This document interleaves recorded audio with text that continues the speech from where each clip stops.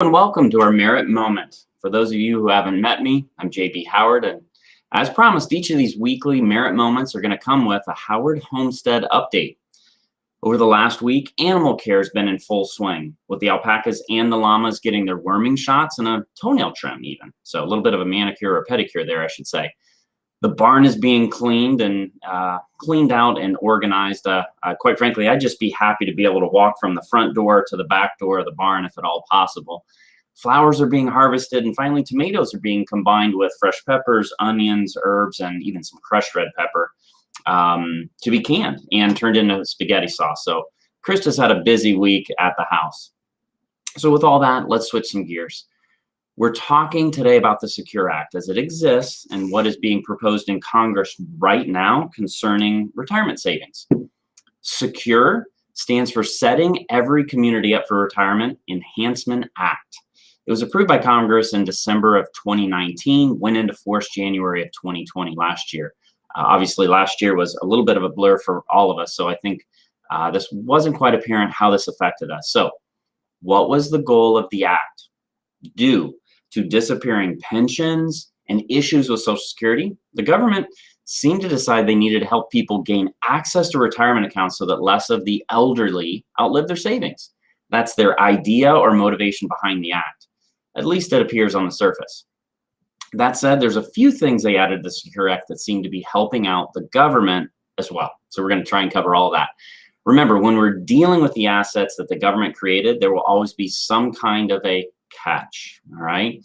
The good people of the United States began learning about what exactly the Secure Act held for us in January of 2020, as I mentioned. The first part seemed pretty good. Small business owners were able to set up safe harbor retirement plans that didn't cost them as much money, since offering pensions is outside the realm of possibility for most businesses these days due to how expensive they are and how difficult they are to administer. So that clearly seems pretty helpful. Secondly, the act made part-time workers eligible for their employer's retirement plan.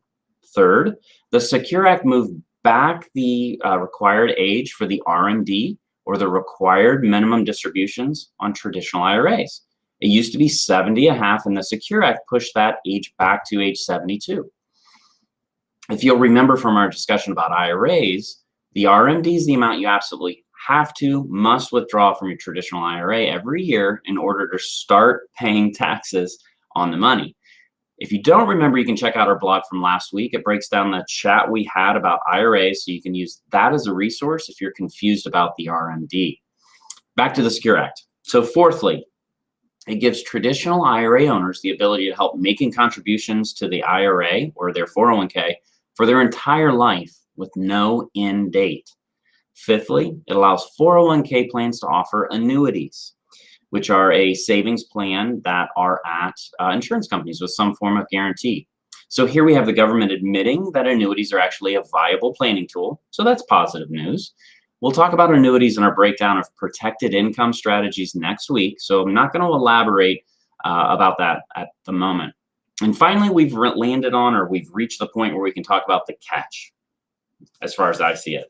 The Secure Act made it mandatory for anyone who inherits an IRA, other than the spouse of the deceased, to take enough distributions so that they empty the entire account within 10 years. Huge change.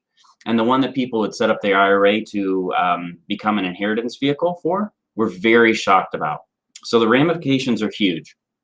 This means the stretch IRA concept is no longer viable.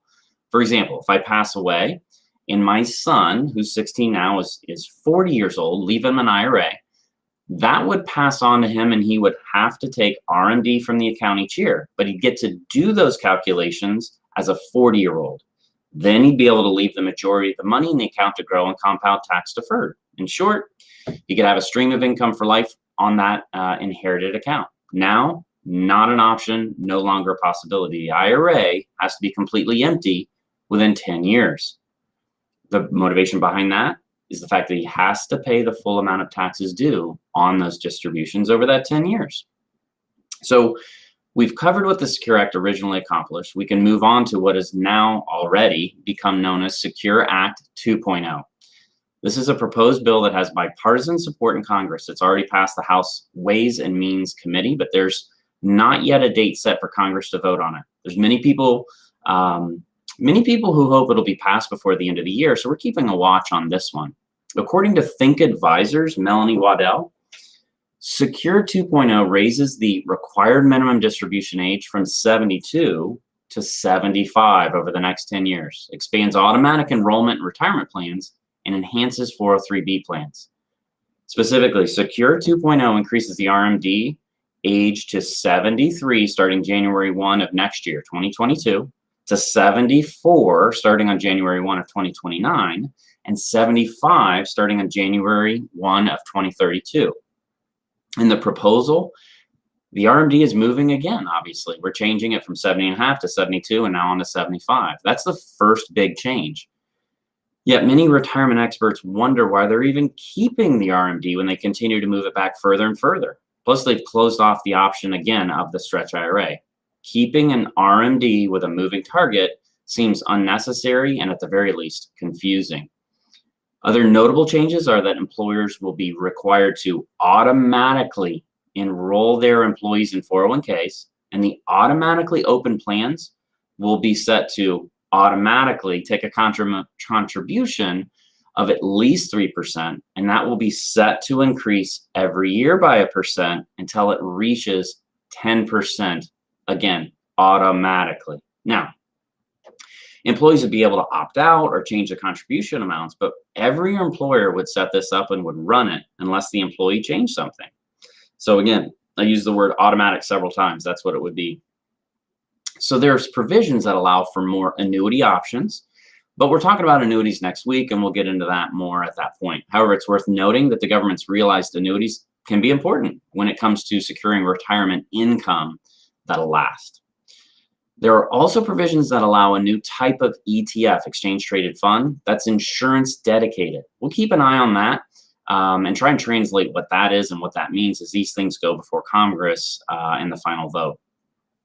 The final provision we'll discuss this afternoon is a plan to raise the catch-up contribution for anyone aged 62 to 64. Waddell shares that under current law, employees who have turned 50 are permitted to make catch-up contributions under a retirement plan.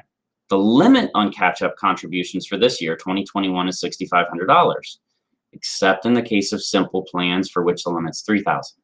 The Act 2.0, again, increases these limits to $10,000 and $5,000, respectively, for individuals who have attained age 62, 63, and 64, but not age 65. So again, a little complex, slightly confusing. Again, these are just some of the proposals that are going before Congress with the Secure Act 2.0. And truthfully, these are the ones that seem the most impactful to the general population. So this is what we're pulling out. Though I'm sure that within a 146-page bill, there's going to be something in there that will impact retirement planning in a way no one could have predicted.